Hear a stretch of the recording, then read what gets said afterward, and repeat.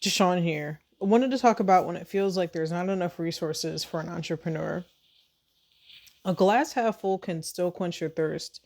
And it's this perception that is basically just standing outside your comfort zone because there's still liquid in there to be able to complete a task that one wants to be able to complete, which is to satisfy their thirst. But another thing is, okay, it may seem like there's not enough resources, but even when there's an abundance of resources, that still can be a bad thing if it's not understood, or there's no wisdom on how to spend it to be able to get from point A to point B.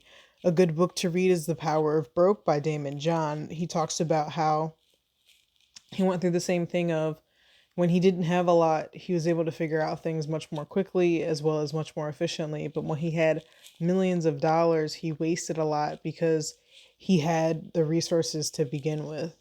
So if you cap the amount that you would spend, how would your production differ for that good or service, bringing that to your customer, and it still be a high quality good or service? As well as a question to ask is the situation not ideal, or should you stop that situation when we ask, or when we feel like there's not enough resources? If it's not enough resources, but the situation isn't ideal, there's enough resources, the glass is half full. But if there aren't enough resources, then the serious question is, should we stop the operation? So, what's not ideal is I have what I need, I just don't like the circumstances.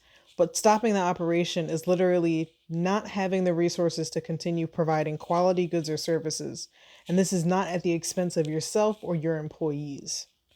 And if the situation is not ideal, then what's really happening is, it's not the sexy portion of entrepreneurship, which is getting the high hanging fruit.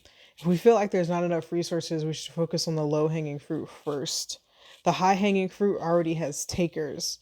The low hanging fruit is typically forgotten goods, but the apple will still taste the same. This is Deshaun McLeod with Lead and Grow. Talk soon.